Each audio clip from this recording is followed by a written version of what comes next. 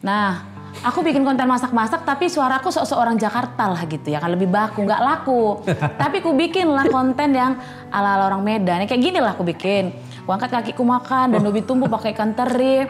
Makan aku, ya makanlah kita Cis, gitu-gitu kan. Itu nggak sengaja itu. Nggak sengaja aja gitu kan. Tapi di situ diputar 1M kontennya. Wow. Sebagai suku Batak gitu kan. Aku sadar aku nggak banyak punya kontribusi untuk orang Batak gitu. Tapi aku begitu bangga membawa simbol Batakku ini ke perantauan gitu. Ya mungkin itu juga yang Tuhan kasih kesempatan bagiku untuk memperkenalkan makanan Batak ke semua orang. Wow. Waktu aku lahir anak kedua kan aku baby blues itu. Ya gimana nggak baby blues toh, aku baru lahiran, aku langsung ngurusin anakku sendiri, langsung masak, langsung ini gitu, anak dua. Bisnis lagi drop gitu, stres, suami gak naik gaji gitu loh. Kayak suka banding-bandingin sama orang gak sih?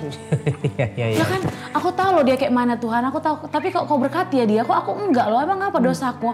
Aku baik loh sama suamiku, aku nurut loh gitu. Apa sih yang kurang dari aku Tuhan gitu? Sahabat Solusi, hari ini saya kedatangan Kak Novelita Sijabat. Halo Kak. Halo. Aku panggilnya apa nih? Soalnya namanya itu terdiri dari beberapa panggilan. Novel, Feli, Lita, Ita. Oh bebas, itu ada panjangannya lagi. Oh ada, apa panjangannya? Novelita Intansari Sijabat. Wah, panjang ya. Oke, baik. Jadi kita panggil Kak Novel aja. ya. Oke, so boleh gak sih kenalan dulu kita? Karena Sahabat Solusi mungkin ada yang belum kenal sama Kak Novel. Siapa sih seorang Novelita Sijabat ini? Halo, perkenalkan aku Novelita Sijabat, seorang ibu rumah tangga yang saat ini mempunyai 2 orang anak, seorang seorang putra, dan saat ini sedang merintis usaha kuliner masakan Batak bersama suami. Wow. Sebelum merintis usaha kuliner ini, dulunya katanya kerja ya? Iya, kerja. Dulu aku seorang engineer. Wah, terus bisa memutuskan akhirnya membuka usaha kuliner, apakah memang suka masak gitu? Awalnya gimana? Sebenarnya panjang ya ceritanya, dari awal itu kita punya banyak waktu. Oh iya. Jadi dari zaman kita pacaran, memang udah ada niatan mau buka usaha makanan. Dulu pengen bikin lapo. Oke. Kebetulan mertuaku itu pernah buka usaha lapo di Grogol. Terus bapakku di kampung itu suka jadi raja parhobas gitu loh.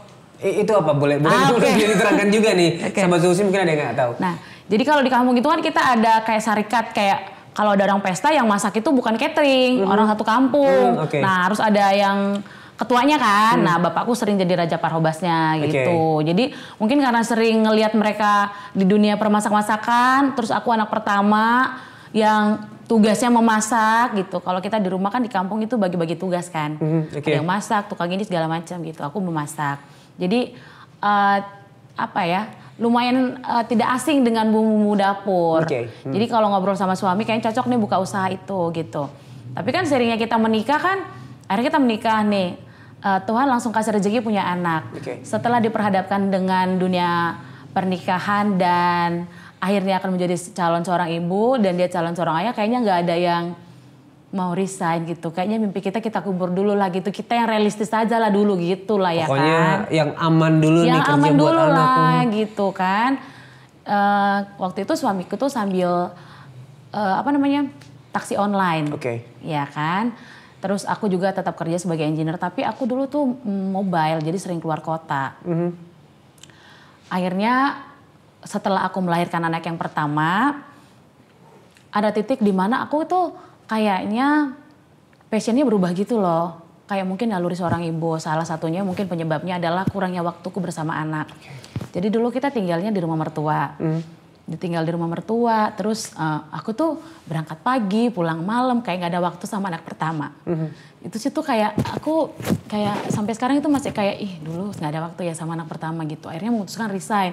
Dan aku cari bisnis online. Karena aku sadar diri aku adalah seorang perempuan yang gak bisa kayak bergantung sama suami secara finansial gitu loh. Jadi kayak aku pengen punya pemasukan sendiri, tapi aku memilih resign.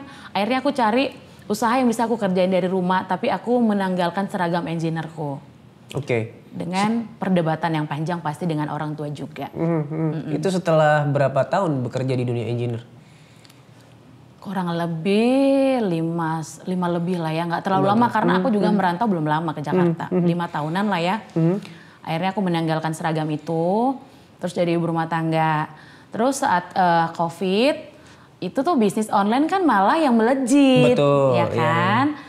Nah lahirlah anak keduaku, itu di saat kita musim perubahan dari online mulai ke offline. Kayak orang tuh mulai bosen dengan handphone, kita mulai sering bertatap muka. Udah lama dikurung lah ya istilahnya gitu iya ya. Iya kan, udah 2 tahun 3 tahun gitu, udah 3 tahunan dari online tuh sekitar 2021 apa 2021 lah itu kan. Bisnis online ku turun. Suamiku udah 3 tahun bekerja, kebetulan suamiku tuh engineer juga. Okay. Nah, income-nya tidak ada pertambahan karena nggak ada kenaikan gaji dari kantor, gitu kan ya. Sementara kita banyak ya, kan waktu itu kita melejit ya zaman online. Kita ada cicilan rumah, cicilan mobil, generasi sandwich juga Pak gitu, ada tanggungan keluarga gitu kan ya. Nggak ada patokan tapi kita sebagai anak aja gitu loh, sadar orang tua kita sudah lanjut usia gitu. Terus ya belum lagi ini tuh segala macam gitu kan ya. Kayaknya pusing mau ngapain gitu. Aku kepikiran nih anak kedua itu, aku pengen inilah kayaknya ya kerja lagi lah gitu. Mau nyari kerja lagi lah bla bla segala macam. Adalah teman cerita lah gitu kan. Mereka itu TikTokers gitu, dapat endorsean dari TikTok. Aku sebenarnya tahu endorse itu dari dulu ada di Instagram, tapi selebgram namanya. Kalau udah dibilang seleb kan, ya elah gue aja udah sama anak 2 tiap hari begini. Insekuritasnya makin tinggi kan kalau kita jadi ibu-ibu rumah tangga ini. Udah lama gak dandan, tiap hari ngomong anak, kayak mana lo mau jadi seleb TikTok, gak kepikiran gitu. Cuman aku lihat kan, ya kadang-kadang aku gak tahu kan, aku lihat orang-orang yang di TikTok ini kan random-random ya. Betul, lebih random ya TikTok ya, siapapun bisa jadi influencer gitu. Betul, tidak menunjukkan kesempurnaannya di depan sosial media gitu kan. Jadi aku buatlah konten yang apa aja yang penting FYP. Oke. Ya parodi-parodi kek. Nah puji Tuhannya aku punya suami yang support. Jadi misalnya salah satunya yang aku lihat itu tuh selain on frame, dia mau on frame ya. Tapi misalnya dia pulang kerja, kalau aku rumah berantakan gitu kan. Yang penting anak aku urus ya. Tapi kalau rumah berantakan apa dia nggak begitu marah gitu. Karena aku cerita, aku lagi buat konten ini, aku lagi mikirin dia nggak pernah marah. Ya dia kalau pulang kerja rumah berantakan dia bantu. Yang begitu, dia supportnya begitu kan. Nah kalau malam kadang dia bantu untuk jaga anak. Kurang lebihnya itu support suamiku jadi konten kreator. Ya itu membantu aku untuk tetap berkreasi. Tapi belum dapat niche-nya. Jadi endorse masuk masih nggak jelas-jelas tuh, masih yang barter-barter sedikit-sedikit. Sampai di titik kayak aku udah jenuh loh. Ternyata itu konten kreator itu hebat loh. Karena otaknya harus mikir tiap hari. Kita kan harus bekerja dong ya setiap hari kan. Nah titik aku tuh kayak capek bikin konten. Nah aku bikin konten masak-masak tapi suaraku seorang Jakarta lah gitu ya kan, lebih baku, nggak laku. Tapi aku bikin lah konten yang ala-ala orang Medan. Kayak gini lah aku bikin. Aku angkat kakiku makan dan ubi tumbuh pakai ikan teri. Makan aku, ya makan lah kita Ces gitu-gitu kan. Itu nggak sengaja itu. Nggak sengaja aja gitu kan. Tapi di situ diputar 1M kontennya. Wow. Di situlah aku, orang suka ya sama kontenku. Tiba-tiba ada selebgram yang nge-follow aku. Ya kita di zamannya kita nggak siapa-siapa, ada selebgram yang kita lihat followersnya banyak, nge-follow kita kan kita kayak happy gitu kan. Ya udahlah kan. Makin sering aku bikin konten masak-masakan Batak dengan di situ juga aku lebih happy. Karena aku nggak perlu menjadi orang lain kan. Cukup Nopelita Sijabat yang lahir dari kampung gitu kan ya. Masakannya masakan di kampung-kampung semua gitu. Diputar. Mulai dipanggil podcast gitu kan. Terus aku masalah Nani Ura. Aku bikinlah Nani Ura. Itu apa itu Nani Ura? Nani Ura itu adalah masakan raja-raja Batak zaman dahulu yang itu adalah ikan yang difermentasi. Ya kan? Terus setiap ku bikin itu, si TikTok ini pun pintar kali diputarnya selalu algoritmanya. Itu nggak pernah 1M loh. Lebih, bisa 2, bisa 4M. Setiap itu. Penasaran lah orang-orang kan. Nah kebetulan aku punya bahasa kasih ke teman-temanku masakan. Jadi mereka kalau ke rumah mau berkunjung, aku tanya mau dibuatin apa. Setiap teman-temanku yang datang malah penasaran sama Nani Ura. Karena memang susah kan didapat. Nah kan aku kontenin dong. Nah aku kontenin kan. Dan selalu diputar algoritma. Gitu. Terus orang-orang tuh pada minta dimasakin. Akhirnya ya aku bilang lah sama suami kan. Dengan kondisi kita begini, ini kayaknya adalah peluang bisnis kita. Aku bilang kayak gitu. Kita coba lah ya. dari teras rumah ini aja lah dulu gitu kan. Karena kan rumah kami nggak yang besar kali, kalau bikin di belakang rumah itu aja sepeta ya kan, kayak mana lagi masa di belakang. Ya udahlah di teras lah gitu kan. Mau dia membantu gitu. Jadi di teras rumah lah awalnya kami membuka usaha itu dan hanya dalam waktu 15 menit sold out 100 pieces. Wow. Naniura. Itu hari pertama. Yang pertama. Hari pertama. Iya betul. Oke. Itu suami membantu resign juga dari kerjaannya. Nah itu tuh udah beberapa bulan lah ya. Karena kita lihat peluangnya bagus. Aku melihatnya begini toh. Itu apa abang ini bebas lah ya kan. Jadi aku lihatnya gini bang. Memang ada rencana lah ya resign, tapi kita nggak nyangka secepat itu. Karena aku lihat potensinya bagus dan dalam dunia F&B itu yang paling sulit bukan memasak ternyata. Tetapi? Manajemennya. Oke. Nah, aku melihat potensi suami ini memang dalam manajemen itu ada gitu kan ya. Ya daripada dia membesarkan nama perusahaan lain gitu kan. Lebih baik kita bersama-sama lah sayang gitu. Karena gini juga sih Ito, bukan kebetulan ya, anugerah bagi kami itu adalah kita punya kesehatian hati gitu. Jadi bukan hanya dalam bekerja aja, aku yakin di rumah tangga kita bisa kompak. Jadi itu yang mendasari kita untuk yakin kalau usaha ini pasti bisa bareng.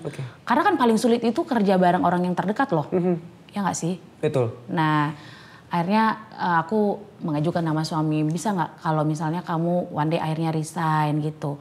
Ternyata sebelum aku ajukan dia bilang, aku udah memikirkan itu sebelum kamu ngomong gitu. Tapi cari waktu yang tepat dulu ya, karena ini kerjaan lala segala macam kan.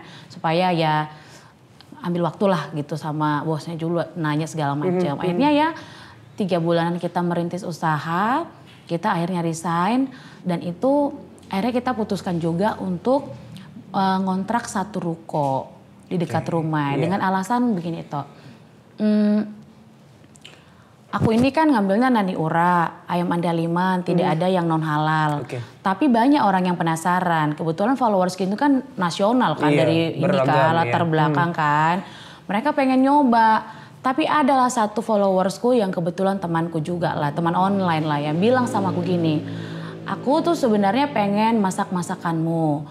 Tapi bagi kami sendok yang kau pakai makan itu kalau kau pakai untuk mencicipi makananmu itu dianggap haram bagi kami gitu. Aku tidak tersinggung dengan itu. Justru itu membuatku belajar bahwa kalau temanku pun berani ngomong itu jujur ke aku, artinya ada orang di luar sana yang tidak aku kenal pun berpikir begitu. Merasakan demikian juga. Itulah aku ceritalah sama suamiku. Kayaknya kalau kita terus di depan rumah pasarnya tidak terlalu luas. Meski kita bilang kita ini semua masakannya halal. SOP halal kan banyak, aku bilang begitu. Gimana kalau kita itu punya misi bagaimana kita bergerak mengembangkan budaya Batak tapi lewat makanan. Jadi kita komit ngambilnya itu dari nasionalnya gitu. Kita sewalah 1 ruko ya, aku bilang sama suami dan suami juga mau. Dan pertimbangan lainnya di depan rumah kan ojek banyak kan mengganggu. Dan kalau kita di depan rumah aja produksinya artinya kita nggak berani ekspansi dong. Karena kan lokasi terbatas. Gitu. Akhirnya kita sewa ruko, hasil dari endorse kita pakai untuk sewa 1 ruko saat itu. Gitulah itu. Dan kita mempekerjakan kayak kita tuh punya mimpi itu aku tuh sering mendoakan orang-orang yang ada di sekitarku itu. Jadi orang yang tidak aku kenal ya seringlah kita bawa supaya kita memberi dampak. Terus aku bilang sama suami kayaknya ini salah satu jalan Tuhan lah ya. Kita bikin lapangan kerja aku bilang. Kayak mana ya kalau misalnya kita komit lah ya kita mempekerjakan warga sekitar aja. Aku bilang kayak gitu. Keren. Karena kan aku juga melihatnya begini toh. Kita kan tinggal di komplek. Di dekat komplek itu pasti ada perkampungan. Yang kita level ekonominya berbeda kan. Jadi kan kadang kalau kita lihat mereka bagaimana kan. Kayaknya mereka juga butuh pekerjaan tapi nggak tahu mau kemana gitu kan. Kalau kita buka ini kan bagus lapangan pekerjaan begitu. Jadi ya selain kami mau mengembangkan budaya Batak lewat makanan, kami pengen ada CSR-nya itu ya membuka lapangan pekerjaan bagi warga yang di sekitar kami supaya kami berdampak di tempat tinggal kami gitu itu. Jadi sekarang udah ada berapa warga yang diberi lapangan kerja? Lebih lah dari 10. Kak Novel ini? Lebih dari 10 ya 14, 13 lah itu. Jadi lewat usaha kuliner ini pun bisa jadi dampak. Memberi dampak yang baik buat orang-orang sekitar. Betul sekali. Iya. Oke, jadi ini udah berjalan berapa lama? Restorannya namanya apa? Iya. Kedai Cesku. Kedai Cesku. Kami nggak bilang kami restoran itu. Karena kami kan dari UMKM kan. Aku bangga kali dari UMKM itu. Oke. Jadi bilangnya tempat makannya, rumah makannya namanya Kedai Cesku. Kedai. Biar kayak di kampung. Oh, Kedai Cesku. Oke. Udah berapa lama? Kira-kira. Kita itu Maret 2022 sih tahun lalu. Oke. 2 tahun lah ya. 2022 kan? 2023, aku lupa ya kan, setahun. Oke. Setahun ini kan sepertinya semuanya berjalan dengan baik ya. Mulai dari hari pertama jualan itu sold out. Terus lalu ekspansi ke ruko. Sekarang ruko katanya udah 3 ya? 3 tempat operasional. 3 tempat operasional. Sepertinya semua berjalan dengan baik dan berkembang dengan begitu cepat. Tapi tentu ada struggle-struggle di dalamnya yang orang nggak lihat itu. Boleh nggak sih? Apa sih yang dialami struggle-nya? Hal-hal berat yang dialami di dalamnya? Sharing aja. Pasti banyak kali lah ya. Kami merintis usaha itu karena aku kan tetap harus membuat konten. Suamiku tetap bekerja kan. Karena kita tetap menjaga exposure kita kan di masyarakat kan. Itu kita berbulan-bulan pernah tidur hanya 2 jam, 3 jam. Suamiku pernah nggak tidur sama sekali. Itu kita rasakan itu. Karena saat itu kita nyari orang yang mau kerja sama kita juga susah. Dan orang yang udah kerja sama kita pun ya namanya kita awal-awal ya. Ada yang betah, ada yang nggak betah. Begitu kan ya. Kita juga masih belajar-belajar gitu. Pernah, ini pengalaman tidak terlupakan bagi aku. Karena kita pernah dapat orderan itu tuh kayak kalau nggak salah ya itu ya, kalau aku tidak lupa itu yang pasti ratusan lah, lebih dari 100 orderan Naniura. Itu suamiku kan masih filet sendiri, terus aku bikin arsiknya juga. Sementara kan kalau kita sistem PO kan di awal, belum dine in dulu itu. Nah kan, itu tuh ojek udah harus jemput jam 11. Kita punya 2 pekerja yang membantu. Dua-duanya nggak masuk dong. Tapi kan show must go on. Aku sendiri berdua sama suami ngerja ratusan. Kita udah bangun dari jam 5, jam 4 lah kalau suamiku kan.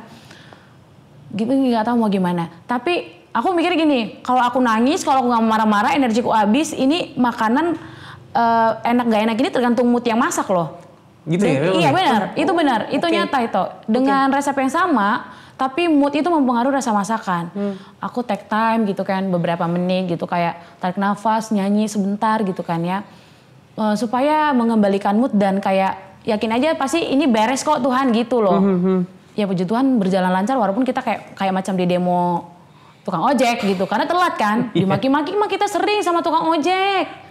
Dikasih rating 1 di Google kita sering dulu. Aduh banyak lah itu. Tapi dari situ kita belajar akhirnya kan, belajar bahwa begini gitu. Terus masakan tidak sesuai dengan ekspektasi kita diviralin. Terus mungkin pelayanan kita kurang kita diviralin. Nah memang sih kalau seorang konten kreator membuka usaha makanan, apalagi aku banyak konten makanan itu lebih mudah untuk men-encourage orang untuk nih makan aku datang gitu. Tapi lebih mudah juga orang kecewa dan kayak ngambil kesempatan untuk kesel sama kita gitu loh. Iya, karena exposure-nya gede banget ya. Iya. Aduh, pernah pengalaman juga itu waktu itu kedai kita masih kecil kan, masih 1 ruko itu kan. Kita 2 ruko tapi 1 operasional, 1 aja tempat makannya itu. Jadi mungkin dia tuh lantri lah lama gitu. Dia posting lah itu. Terus itu yang nonton itu banyak banget dan aku tiba-tiba live di TikTok, langsung ribuan yang masuk. Kenapa? Klarifikasi kak. Apa yang aku klarifikasi, pikirku gitu. Aku langsung bilang sama adik-adikku, lihat dulu. Apa ya? Ternyata aku diviralin karena dia nggak dapat makanan yang dia mau. Terus ya gitulah, yang begitu-begitulah sering gitu kan. Kita belajar dari situ lah, aku berdoa ya. Maksudnya itu kan reaksi dari orang kecewa sama kita. Ya nggak sih? Mungkin kita juga kesal cara dia kecewa sama kita, nggak harus viralin loh sebenarnya. Ngomong aja langsung gitu ya. Iya, cuman kan kita tidak bisa membatasi cara orang marah ya. Iya, betul. Dari situ aku belajar, terus kita berdoa. Aku bilang sama suami, kita doain lah ya supaya kita ada rezeki lah ya gitu. Itu sewajar lah orang begitu bla bla segala macam. Aku ambil selalu positifnya sih itu. Ya sampai ada masa kayak ruko kosong di sebelah kita itu orang cerita itu dijual gitu. Kita doain lah kalau rezeki nggak kemana, kali aja dijualnya lebih murah dari harga yang lain-lain gitu. Soalnya di situ ruko kan tahu lah itu ya. ya puji Tuhan akhirnya dapat kita juga gitu. Dan ternyata itu tadi ya, kalau kita buka usaha, kalau ada orang yang kesal, itu sebenarnya evaluasi untuk perbaikan bisnis. Itulah beberapa. Terus ya kayak ini kita ada renovasi. Waktu itu kita udah memanggil beberapa kontraktor, kayak lama banget responnya ke kita. Akhirnya kita putuskan kita ngerjain sendiri aja. Kita dapat vendor yang kerjaannya berantakan, kita udah ngasih puluhan juta. Belum lagi vendornya suka ngambil minuman kita sendiri, kalau nggak ketahuan, ya udah dia nggak bayar. Ninggalin utang di tetangga, tukang warteg. Aduh, malunya ini kita ditagih utang yang kita nggak tahu apa-apa. Terus ada lagi vendor kita ngilang, kita udah ngasih belasan juta gitu kan ya. Suamiku ini sangat positive thinking sekali itu kepada orang lain. Dan seperti dia cocok punya istri yang singa seperti aku. Aku kayak debt collector sampai kita itu cari orang yang profesional untuk nyari titik rumahnya gitu loh. Akhirnya kita jumpain. Si yang utang ini tadi ya? Bukan yang utang, ini ada lagi. Jadi ada 2 vendor ini yang kadalin kita itu. Oke, baik. Nah itulah, maksudnya kita kayak kurang apa ya, kita udah baik gitu loh. Tapi itu tadi lah ya, yang macam-macamnya di luar daripada kita susahnya memanajemen manusia, apa segala macam, itulah rangkaian-rangkaian dari merintis usaha ini ya itu ya gitu. Oke, berarti kan memang tidak mudah ya merintis usaha, sangat tidak mudah. Apa sih yang bikin kakak dan suami ini tetap mau berjuang untuk usaha ini? Maksudnya aku percaya sih ini bukan hanya sekedar penghasilannya, pemasukannya. Ada nggak sih mungkin tujuan, purpose apa yang buat kakak dan suami tetap berjuang di tengah sulitnya merintis usaha ini? Aku tuh punya doa dari dulu ya itu kayak Tuhan itu mau ciptakan aku buat apa ya gitu. Wow, ya. Itu. Okay. Jadi kayak kalau Rick Warren bilang purpose of driven life kita itu apa gitu kan. Mungkin doa panjang yang sudah aku doakan bertahun-tahun, bukan berpuluh tahun lah ya. Mungkin saat pertama kali aku jatuh cinta sama Tuhan itu zamannya kuliah kan. Di saat jatuh bangunnya itu, tapi tetap kayak ngapain sih Tuhan menciptakan aku, ngapain sih gitu. Itu kan tanpa sadar, itu kan tertanam di bawah alam sadar kita kan. Pelan-pelan kita belajar gitu kan. Di situ kayak aku pengen berdampak loh sama orang lain gitu ya. Apa ya yang Tuhan izinkan aku kerjakan gitu. Ya mungkin dulu dengan seragam pekerjaan gitu kan. Tapi akhirnya aku tinggalkan. Dulu pernah mungkin Tuhan pengen ngasih aku tanggung jawab. Itu tuh aku berdampak jadi ibu rumah tangga. Itu sempat karena content creator. Tapi ternyata karena doa sering mendoakan orang lain gitu ya. Tuhan kasih kesempatan kita untuk membuka lapangan pekerja. Itu berdampak secara langsung. Iya. Terus yang itulah itu sebagai suku Batak gitu kan. Aku sadar aku nggak banyak punya kontribusi untuk orang Batak gitu. Banyak adat yang aku tidak paham gitu itu. Tapi aku begitu bangga membawa simbol Batakku ini ke perantauan gitu. Ya mungkin itu juga yang Tuhan kasih kesempatan bagiku untuk memperkenalkan makanan Batak ke semua orang. Wow. Jadi bukan hanya untuk jadi nggak ngestak di orang tertentu yang makan makanan non halal gitu, tapi semua orang gitu. Untuk membuat makanan yang halal itu dengan SOP halal itu kan tidak mudah itu. Banyak sekali SOP di dalamnya gitu. Tapi meski kami proses label halalnya itu panjang, sebelum label halal itu ada pun, pelabelan itu halal pun, kita belajar komitmen untuk bisa halal. Itu tuh yang aku pengen kasih tahu ke semua orang, itu makanan Batak itu enak-enak gitu loh. That's the purpose ya. Iya.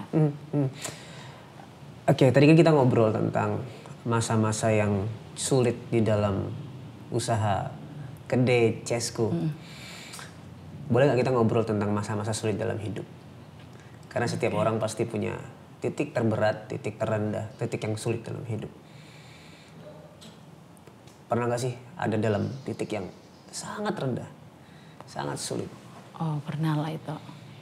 Jadi aku ke Jakarta itu dulu kan, aku tuh basicnya anak pelayanan. Tapi kita tuh toksik dalam pacaran gitu. Jadi kayak kita itu di depan orang tuh sempurna sekali, tapi di belakangnya toksik. Toksik secara verbal dan toksik secara fisik. Okay. Tapi aku kayak, tahu gak sih orang yang udah nanya sama Tuhan tapi ngeyel gitu loh. Jadi ya terserah kau lah nak gitu. Akhirnya bertahun-tahun begitu. Sampai di titik mungkin gini loh. Ya udah nanti kau sampai kesandung dulu baru kau ngerti lah mungkin kata Tuhan gitu. Kita udah mau nikah terus tapi kayaknya aku nggak bisa nikah sama yang begini gitu. Karena aku tuh dibesarkan dari keluarga Batak. Yang itu tidak mungkin sangat lemah lembut. Tidak mungkin. Anak pertama yang dari kecil didoktrin kaulah baru panggowaran. Kalau jadi kau jadilah semua adikmu. Itu kayaknya kalau dulu kalau kita dengar gitu kan. Tapi setelah aku merantau itu berat sekali ternyata. Jadi beban yang cukup berat. Beban sebenarnya itu. Jadi akhirnya aku nggak tahu apa yang membuat aku tergerak. Kayaknya salah satu cara untuk melepaskan aku dari toksik ini aku merantau ke Jakarta. Merantau ke Jakarta tanpa restu orang tua. Tanpa sumbangsi 1 perak pun dari orang tuaku. Tanpa tahu aku kemana. Aku mau numpang di rumah temanku sebenarnya tadinya. Tapi di tengah jalan temanku bilang, aku ada sepupunya ada di situ juga. Ya dia juga udah numpang, dia bawa sepupu lagi, aku lagi gimana? Apa nggak stres yang punya rumah ya? Ya kan? Akhirnya aku dijemput sama temanku yang lain yang cowok nih, satu marga. Inilah kita enaknya orang Batak itu. Bermodalkan satu marga, kita kayak merasa jadi saudara keluarga ya. Aku langsung bilang, "Bang, bisa nggak aku numpang di rumahmu?" Padahal dia kan menjemput aku kan. Dia nggak bisa ngenol lagi. Di rumah temanku itu kayaknya nggak bisa lagi. Aku bilang nggak tahu aku mau kemana. Aku bilang kayak gitu. Akhirnya ya udah dia kasih kesempatan lah numpang di rumah dia. Terus aku akhirnya nyari-nyari temanku yang lain karena aku nggak mungkin lah lama-lama di sini. Aku udah sadar diri lah gitu. Pasti adalah temanku di sini yang bisa aku tumpangin ganti-gantian gitu lah itu. Ya kan? Ya udah akhirnya. Nah aku dulu punya usaha monja lah kalau di Medan dibilang. Kalau zaman sekarang thrifting. Zamannya kuliah, ya kan? Aku bilang lah sama makku, itu ada loh mak usahaku mak. Aku bilang gitu, uangku udah nggak ada lagi. Suruhlah bapak ngambilkan itu. Aku kan tinggalnya di Medan karena kuliah di USU. Lama lagi tamatnya itu. Inilah gara-gara pacaran ini terus kan. Aku bilang lah sama makku, mak udah nggak ada lagi duitku mak. Tapi jangan keluarkan uangmu. Tolonglah mak jualkan aja lah itu semua murah-murah kali. Nggak apa-apa lah. Yang penting ada uangku bertahan di sini. Aku bilang. Nah baiknya mamaku ini mau lah itu. Karena dia juga tahu aku gengsi minta uang sama dia. Dijual lah semua sampai manikin-manikinnya ini. Sampai semua rak-raknya dijual sama dia. Itulah buat aku bertahan. Di transfer mama lah duitnya. Adalah berapa juta lah itu ya. Transfer mama lah sisanya. Aku bilang sama Tuhan kayak gini. Tuhan aku pasti cepat aku dapat kerja gitu. Cepat aku dapat kerja Tuhan aku bilang. Di uangku kayak sisa 50.000 lagi toh. Aku udah gak ada beberapa panggilan tapi gak serak gitu kan. Sampai aku telepon HRD-nya. Pak, Bapak sebenarnya nerima aku nggak sih Pak? Aku bilang kayak gitu. Aku nggak ada lagi pilihan lain ini Pak. Aku bilang gitu. Akhirnya dia kasih. Itu aku numpang-numpang di Jakarta itu. Dia kasih kesempatan. Kayaknya kamu lolos, tapi harusnya kita pengumumannya itu setelah saya Lebaran. Itu kayak tahun 2015 Lebaran. Tapi 2014 apa 15 kurang lebih begitulah itu ya. Tapi nanti pas Lebaran ya kita selesai Lebaran ya. Gak bisa Pak, aku bilang gak ada lagi uangku di Jakarta ini. Aku ngomong gitu nyablak aja itu. Gak ada lagi uangku di Jakarta ini Pak. Aku bilang kalau lolos saja bilang Pak. Aku bilang biar aku tahu, jangan berharap aku. Ya udah kamu diterima aja nanti kamu mungkin gini. Ini anak sangar banget ya gitu. Tapi cocok ditempati di lapangan, empty gitu kan. Dari karakter cocok menurut dia ya kan. Diterima akhirnya disitulah aku baru berani bilang sama mak aku toh. Mak, aku kayaknya butuh bantuanmu lah. Karena aku benar-benar gak ada duit lagi tapi aku sudah diterima kerja kok gitu. Disitulah akhirnya aku nyari kos-kosan lagi gitu. Dan ketemu suami di Jakarta berarti ya? Di Jakarta sudah bekerja saat itu kita sama-sama senang hiking. Tapi bukan yang teman hiking bareng. Ya dia tetap dengan gengnya, aku dengan gengku. Tapi kita ketemu di puncak Gunung Sindoro. Iya. Terus kenalan di situ dan menikah. Dan dikaruniai 2 orang anak. Iya. Sebuah fase yang berbeda lagi ya. Iya. Dari yang tadinya merantau sendirian. Iya. Lalu bekerja sendiri, mendapatkan pasangan hidup, dikaruniai anak. Jadi fasenya menjadi seorang ibu. Iya. Ada fase-fase, ada titik-titik berat juga nggak menjadi seorang ibu itu? Kalau itu banyak lah itu. Kan dulu single ya. Itu dia. Single, terus kita bebas mau ngapain aja gitu kan. Dia akhirnya menikah. Terus menikah aku diajak ngontrak sama suami di Petakan. Kaget dong. Kebetulan aku dulu untuk level pekerjaan lumayan lah ya. aku lulus MT gitu kan ya, engineer gitu. Kemudian aku resign dari sana, dapat perusahaan asing jadi seorang prinsipal gitu kan. Terus nikah sama dia juga engineer gitu. Tapi aku diajak kontrak dia dipetakan. Saat itu aku mikir, jelek kali lah petakannya gitu. Maksudnya kayak bisa nggak ya suami, emang nggak bisa ya suamiku ini kita cari kontrakan agak di komplek gitu. Walaupun kontrak nggak apa-apa lah gitu kan. Cuman dia pengen di situ, ya udahlah ya mungkin inilah kemampuan kami dulu gitu. Terus akhirnya setahun kita ngontrak, ada kesepakatan yang tidak yang dilanggar suamiku. Oke. Dulu aku bilang sama suami, kita nggak boleh tinggal tempat mertua, apapun itu alasannya. Tapi dengan keadaan dan segala macam, aku tinggal di rumah mertua. Saat itu oke, aku mau. Tapi beberapa bulan kita tinggal di situ tuh, abang iparku masuk lagi ke rumah itu dengan istrinya, dan dia baru lahiran. Aku baru lahiran, dia baru lahiran, ada yang mertua, ada edaku. Itu pernikahan yang tidak pernah aku impikan. Satu rumah rame gitu loh, gitu kan. Aku kan pengennya, aku tuh mendingan kita ngontrak berdua deh. Aku sering ngomong gitu, mendingan ngontrak berdua, aku nggak kuat kalau begini. Itu sering berantemnya karena gitu. Karena apa ya, kita mau marah aja nggak bisa loh, kita kan harus tahan emosi. Kita tuh sampai pernah kita berantem, kita pergi kayak ke tempat yang sepi lah, kayak orang mojok-mojok, supaya bisa nangis berdua sambil teriak, sambil marah-marah. Karena kan kalau kita misalnya ke kafe nggak mungkin. Kalau kita ke hotel kan kita harus bawa anak, nggak mungkin ke staycation nggak bawa anak. Kalau anak kita lagi marah-marah nggak mungkin. Itu aku ingat itu malam-malam kita kayak ke tempat yang gelap, kita di situ nangis berdua sambil marah-marah gitu, meluapkan emosi, sampai aku nggak pernah menginginkan pernikahan yang seperti ini. Kau bawa aku ke rumah mamamu, di situ semua keluarga, aku pagi pulang malam, aku capek. Jadi istri aku bilang kayak gitu, disitulah titik yang kayak, tapi di titik terendah itu kayak kita belajar gitu loh itu. Suamiku yang nggak pernah nangis, akhirnya kita nangis bareng. Setelah belajar kayak kalau kita mau keluar dari permasalahan ini ya kita cari solusinya gitu loh. Suamiku menyarankan aku untuk ngerjain bisnis online. Terus aku bilang sama suami, kau nyuruh aku ya, aku bilang gitu. Kenapa kau yang ngerjain? Ya kalau kau mau kau yang ngerjain, jangan aku udah capek, aku udah keluar kota kerja kemana pulang malam, aku lagi kau suruh gitu. Tapi ya emosi sesaat. Cuman mungkin aku perempuan kan, mulutnya lebih cepat daripada otaknya gitu. Jadi itu yang sering memicu pertengkaran di rumah tangga. Nah, dia itu tipe yang lambat berkata-kata. Jadi jauh lebih wise ya. Menurutku dia jauh lebih cerdas karena emosionalnya itu bisa lebih terkontrol. Tapi setiap omongan dia itu aku pikirin juga sih. Jadi maksudnya kalau suami marah aku tetap doain. Kenapa sih Tuhan suamiku kayak gini? Kan aku nggak mau, kan aku dulu begini Tuhan. Kenapa sih suamiku begini gitu? Tapi mungkin Tuhan kasih hikmat untuk pikirkan aja apa yang dibilang suami gitu. Akhirnya aku pikirkan matang-matang. Yang akhirnya bisnis online yang tadi tidak aku sukain itu akhirnya membawa kami untuk bisa beli rumah di komplek. Karena salah satu cara untuk tidak mengecewakan mertuaku, aku keluar dari rumahnya adalah membeli rumah. Kalau aku tetap ngontrak pasti mengecewakan dia. Pasti orang tua gini, ngapain sih keluar dari rumah? Mending di sini gitu ya? Ngontrak-ngontrak lagi, emang duit kalian udah banyak, pasti gitu.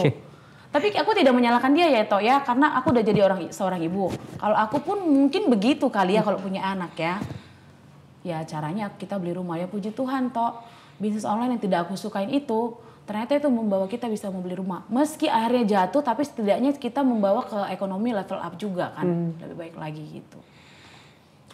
Berarti pernah mengalami yang namanya berpikir bahwa ini bukan pernikahan yang aku impikan selama ini. Ini bukan pernikahan yang aku mau selama ini. Siapa sih mau tinggal sama iparnya? Banyak ipar di situ punya anak, rumahnya kecil lagi kita itu. Ada mertua laki-laki, mertua perempuan, mau duduk aja di mana lagi gitu Dan pernah lah merasakan itu.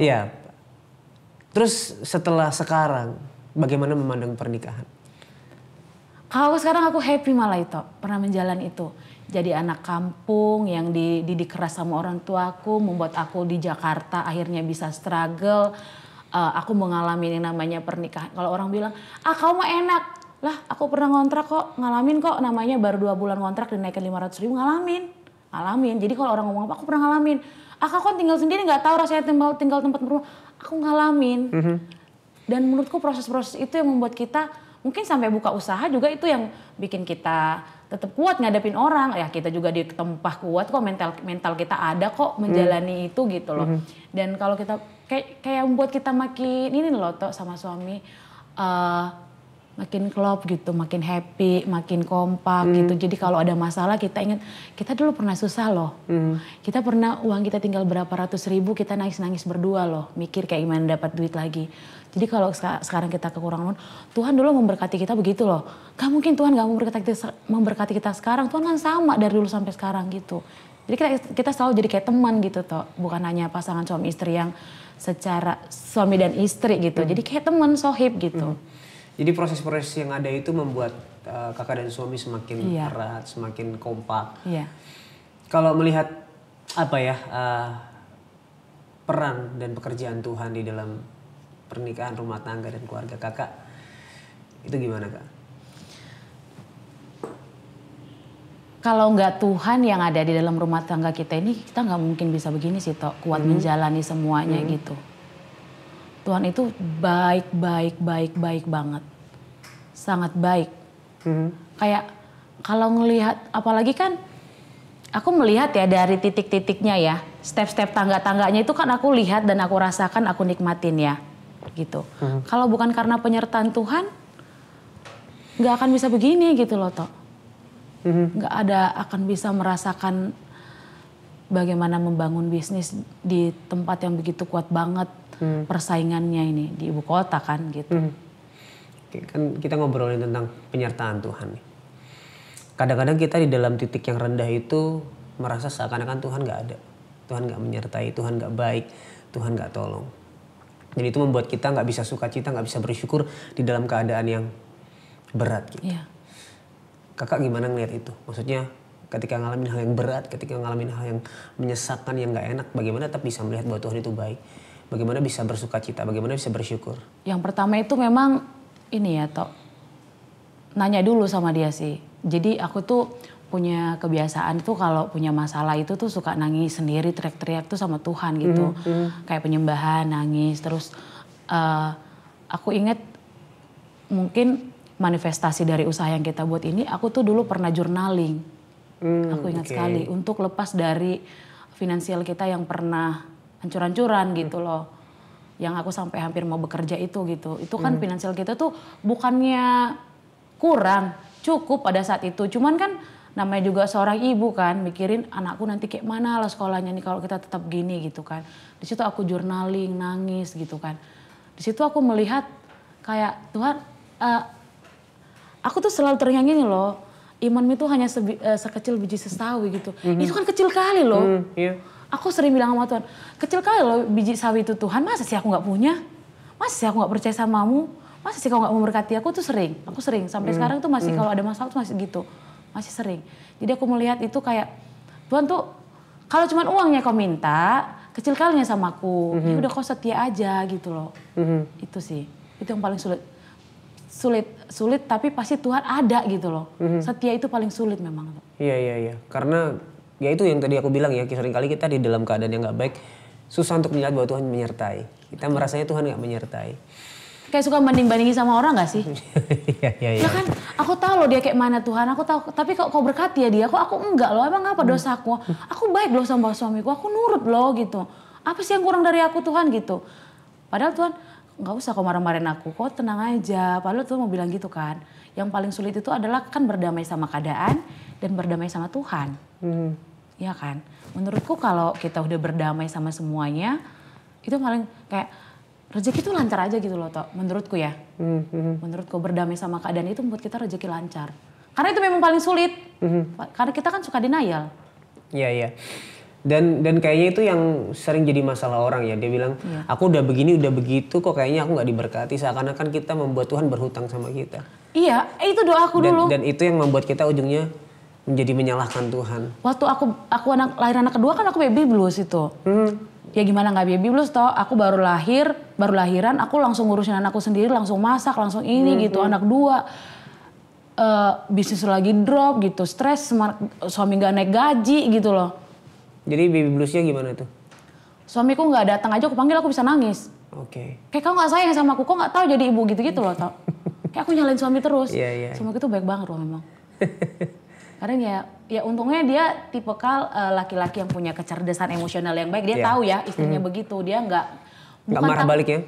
Dia menurutku dia bukan takut sama istri, tapi dia tahu di mana momennya dia harus tegasin ke istri, di mana dia harus ya udahlah ini didiemin aja dulu gitu. Iya. Bersyukur ya juga punya suami yang selalu ada, selalu menyertai walaupun sempat menghadapi konflik-konflik seperti itu. Iya, benar sekali Tok. Ya mungkin aku tambahin juga ya. Aku tuh kan pernah di titik toxic relationship tapi aku tetap tulus sama pasanganku gitu. Even kita pernah salah dalam pacaran, nggak apa-apa salah dalam pacaran gitu. Lebih baik kan gagal dalam lebih baik gagal menikah daripada gagal dalam pernikahan kan, gitu. Jadi ketulusan hati kita itu pasti akan Tuhan berikan di saat yang tepat dengan orang yang tepat sih menurutku.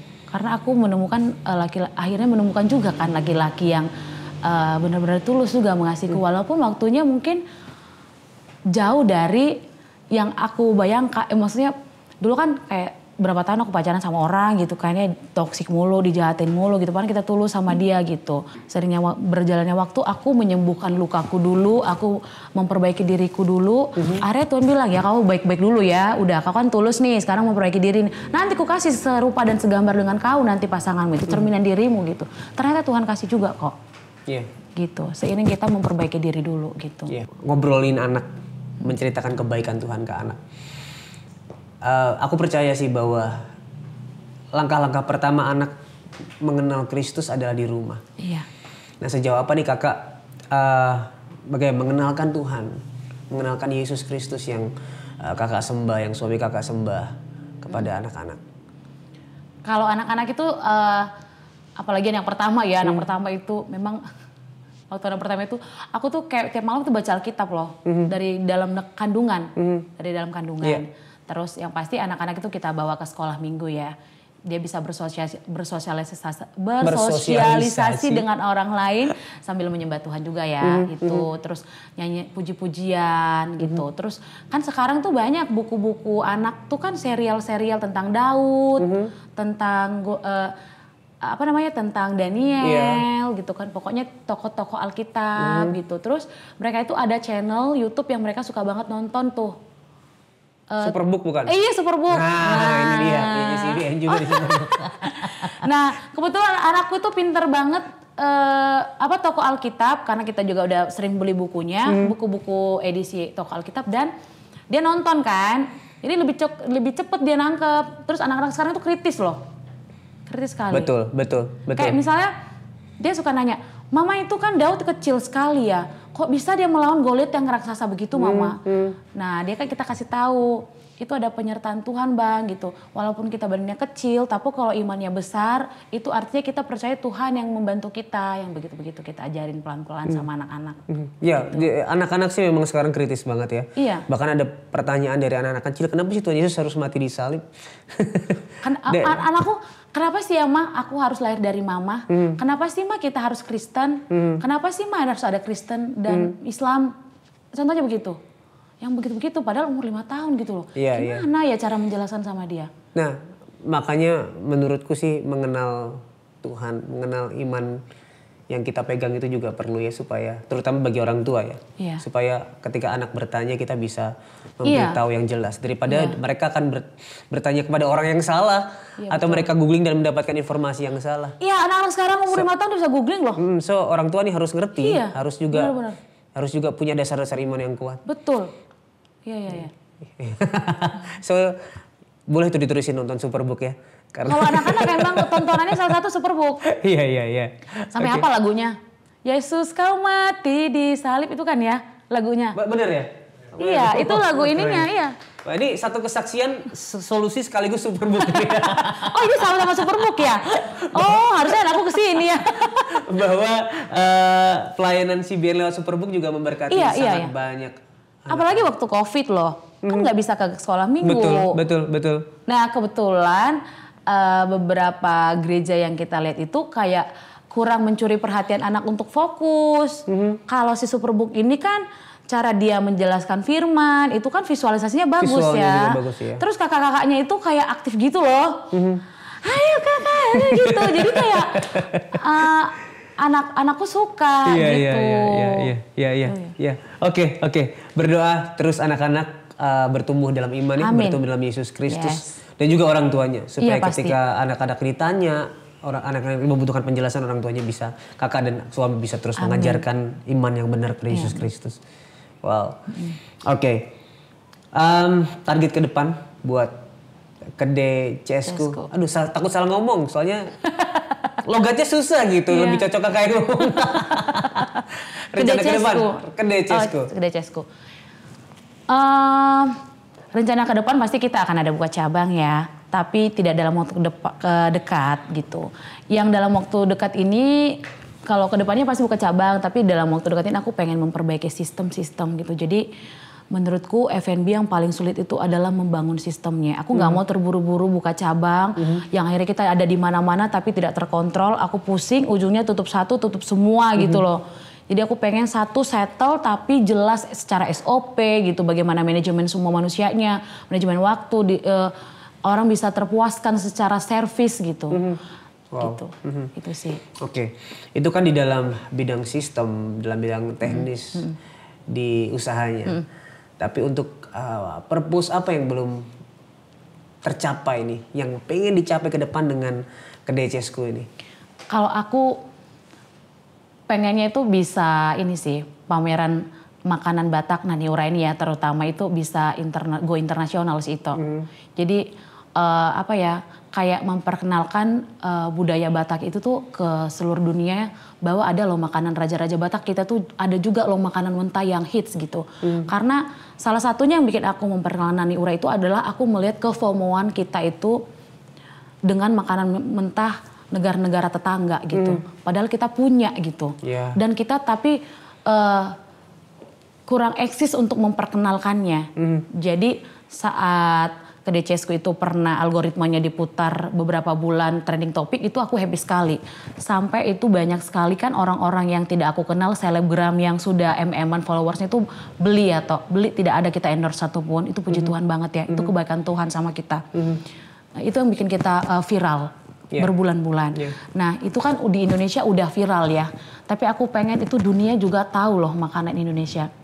Ya meski aku sudah merasakan makanan kita itu udah nyampe ke luar negeri, satu-satu udah bawain buat oleh-oleh. Dan bule-bule juga ada banyak kok mampir ke Kedai CSku. Tapi pengen itu loh, ikut pameran ke luar negeri gitu loh.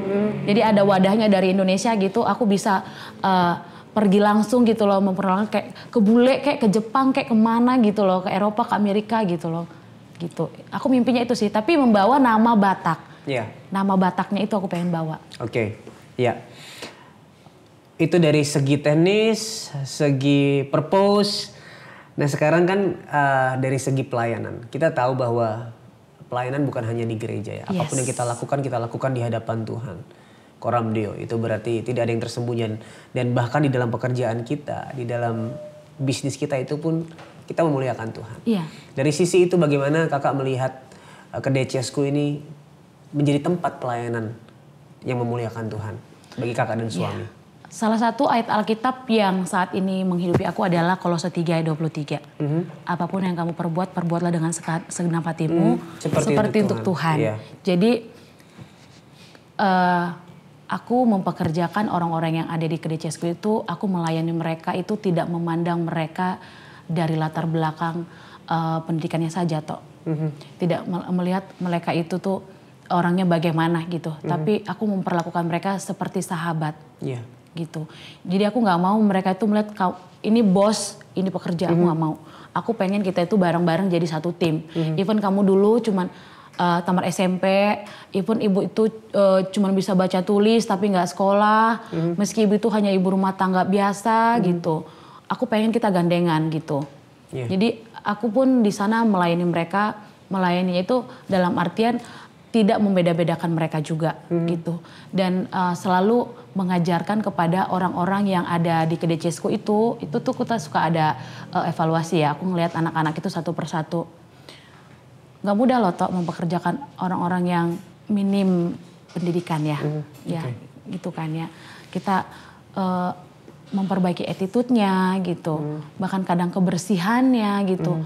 Mungkin aku bisa aja loh nge-hire orang-orang yang mungkin dari penampilan dia sudah oke, sudah good looking gitu, sudah bersih gitu. Tapi banyak yang kita pekerjakan bukan yang seperti itu, karena kan udah komit warga sekitar. Jadi kadang ada yang datang itu tamat SMP yang maaf ya, kadang aku tuh sampai ngajarin kamu gunting kuku ya, kamu pakai deodoran ya. Kamu rambutnya dipangkas ya gitu. Aku sampai ngajarin yang begitu. Apalagi untuk depan layar. Mungkin kita sering dapat komplain. Masa sih kak warung kedai kakak itu udah gede loh kak. Udah bagus loh. Masa orangnya yang kayak gitu-gitu kak. Kadang bau ketek. Maaf ada yang bilang begitu kan. Kan nggak sama semua orang kita perlu jelaskan ada visi misi yang kita lakukan di balik itu gitu. Belum tentu semua ngerti juga. Iya. Sampai awal-awal tuh kita sediain parfum toh buat orang-orang di depan layar itu pakai parfum gitu. Yang cewek-cewek pakai lipstick gitu. Itu kita ajarin sama mereka. Tapi itu tadi lah ya tantangannya ya gitu. Jadi ya menurutku pelayanan untuk bukan hanya aku melayani orang yang datang aja, tapi orang yang tadinya untuk level kebersihan kurang itu bisa kita ajarkan untuk mereka itu apa ya, sayang lo sama diri sendiri, itu kamu ganteng lo kalau kamu bersih gitu. Ya itu gitu, ngajarin mereka disiplin.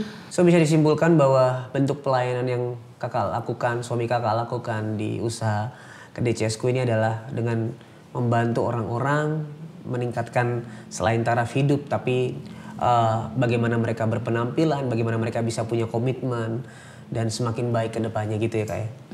Satu lagi aku mau bilang. Boleh. Jadi ada yang berkesan juga sama kita. Jadi itu ada satu orang bapak ojek yang dulu tuh ngambilin orderan PO kita ya. Itu tuh dia dulu itu tuh secara ekonomi tuh kurang banget gitu. Jadi dia bahkan itu nggak punya motor ya, nggak punya motor, dia hanya sewa motor ke tempat online-nya ini, aplikasi online-nya. Sering mogok, bahkan sampai kayak minus gitu kan ya. Mau bayar, itu kan disewa kan ya. Cuman bisa bayar sewa, kadang dia buat sewanya aja nunggak.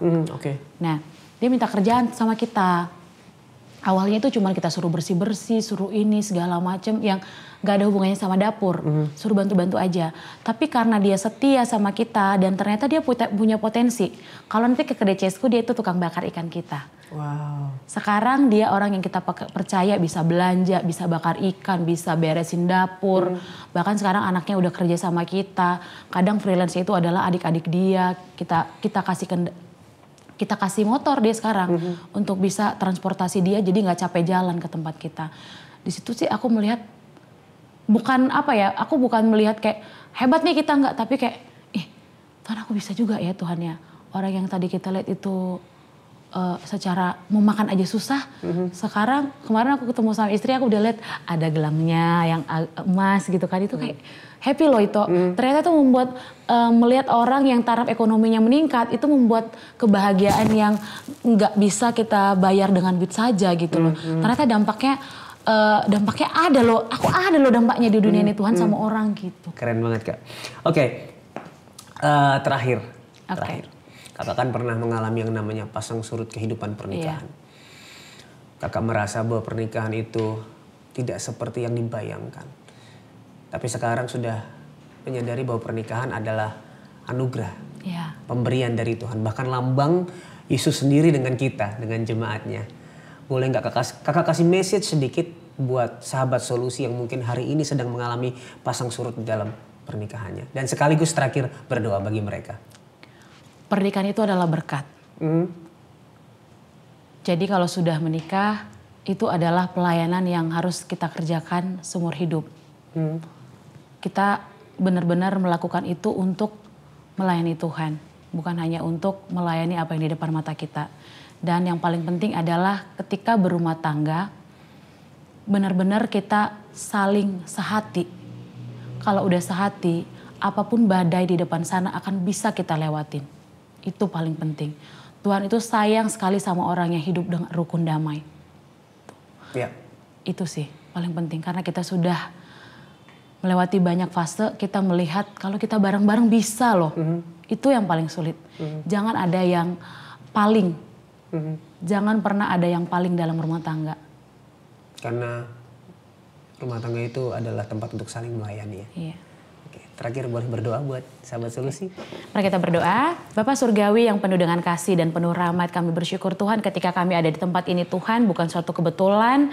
Tuhan mengizinkan hamba-Mu ini untuk sharing bagaimana perjalanan pernikahan, bagaimana hamba bisa berjuang dari toxic relationship, bagaimana kami melewati masa-masa sulit. Banyak sekali yang sudah Tuhan izinkan terjadi dalam rumah tangga kami. Tuhan, tidak mudah memang melewati setiap masalah Tuhan. Tapi di sanalah kami belajar bagaimana kami untuk selalu punya iman. Saat ini kami berdoa Tuhan untuk semua teman-teman kami yang ada di seluruh dunia ini Tuhan, yang menonton solusi ini Tuhan. Tuhan kami berdoa kiranya damai sejahtera-Mu memberkati setiap rumah tangga Tuhan, memberkati suami, memberkati istri, memberkati anak-anak. Apapun masalah yang ada terjadi dalam rumah tangga Bapak, ajarkan kami untuk sehati, sepakat, sepikir Tuhan. Ajarin kami untuk berdiam diri ketika ada masalah menghadang dan kami datang kepada Tuhan. Ajarkan kami Tuhan untuk menangis kepadamu ketika ada pergumulan dalam rumah tangga kami. Ajarin kami Tuhan untuk tidak menyalahkan keadaan. Ajaran kami Tuhan untuk berdamai. Kami juga berdoa Tuhan kiranya untuk rumah tangga yang ada dimanapun Tuhan, kiranya Engkau memberkati dari depan pintu mereka sampai ke dalam setiap rumah itu penuh damai sejahtera. Kiranya Bapa, Engkau yang memberkati kami semua. Terima kasih untuk segala kebaikan Tuhan. Ajari kami Tuhan untuk selalu mengingat bahwa Tuhan baik. Tuhan selalu sama dari dulu sampai sepanjang masa. Terima kasih untuk segala kebaikan Tuhan. Terima kasih untuk berkat-berkat yang tidak pernah Tuhan pindahkan ke orang lain. Karena kami menyadari Tuhan, kalau sudah rezeki itu ada pada kami, itu pasti ada pada kami. Tuhan, terima kasih untuk semuanya. Ajarin kami juga untuk tidak pernah lupa bersyukur karena Tuhan selalu baik buat kami. Terpujilah Engkau yang sungguh baik dan luar biasa. Haleluya. Amin. Amin. Thank you banget Kak Novel buat waktunya. Lain kali boleh masakin aku. Aku ada bawa arsik, ada bawa nasi murah juga. Nanti boleh ke Jessica. Boleh makan bareng-bareng kali ya, Jess. Oke. Thank you waktunya dan berdoa biar terus bisa menjangkau dan memberi dampak bagi banyak orang lewat kedai Cesku ini ya. Amin. Sehingga purpose yang memang ditaruh Tuhan dalam hati kakak bisa tercapai lewat kedai Cesku ini. Amin. Oke, buat sahabat solusi yang sedang mengalami pasang surut kehidupan, baik itu di pekerjaan, di ekonomi, di rumah tangga, atau dimanapun, dan sahabat solusi butuh tempat untuk bercerita, sahabat solusi bisa menghubungi nomor yang di bawah ini. Ini adalah nomor doa dan konseling Cahaya Bagi Negeri. Kami standby 24 jam untuk mendengarkan cerita kamu, untuk mendoakan dan mendukung segala pergumulan kamu di dalam doa. Jangan ragu untuk menghubungi karena satu langkah kecil itu yang akan mengubah hidup kamu selama-lamanya. Kami tunggu kontak dari sahabat solusi semuanya. Sekali lagi thank you Kak Novel. Terima kasih. Yesus memberkati ya. Salam buat suami dan anak-anak. Ditunggu di Kedai Cesku. Siap.